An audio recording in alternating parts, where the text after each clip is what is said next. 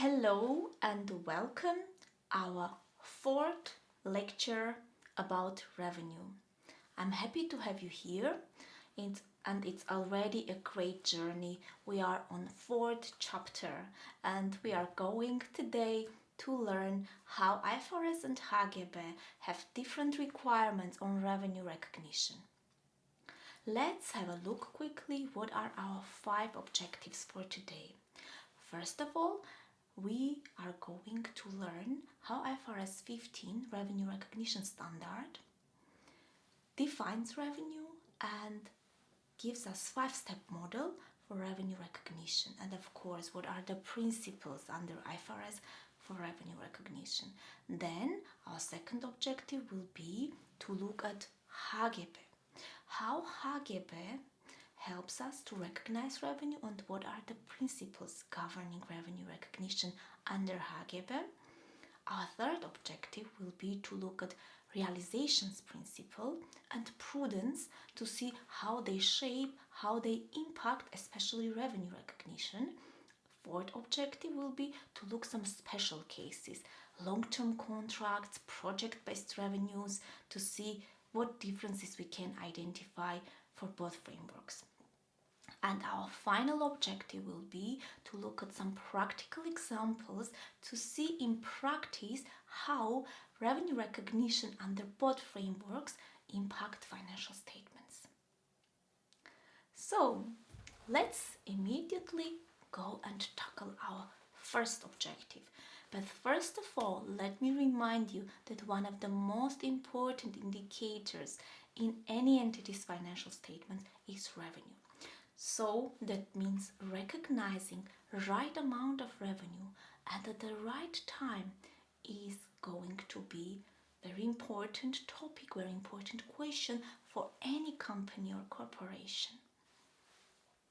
Our first objective was to see how we are going to recognize revenue under IFRS 15, which is the revenue from contracts with customers. It's relatively new standard. It's in application since 2018 and gives us these 5 comprehensive steps that we should follow before we are allowed to recognize revenue. Let's have a look. First, but before the steps, let me tell you that IFRS 15 says that revenue is the income that company generates from ordinary activities in the ordinary business practices, but with having to deal with customers. Let's have a look at our first step for revenue recognition, and it's going to be contract identification. Everything starts from contract. And you will ask now, what is contract? And that also is defined in IFRS 15.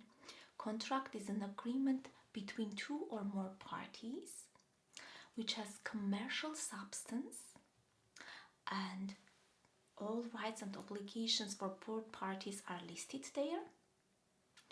Of course, payment terms we can also identify there, and it's very important, it's accepted by the parties, and we are reasonably sure, we are expecting that we can collect the amount that is included in the contract after we deliver, we do the performance obligations.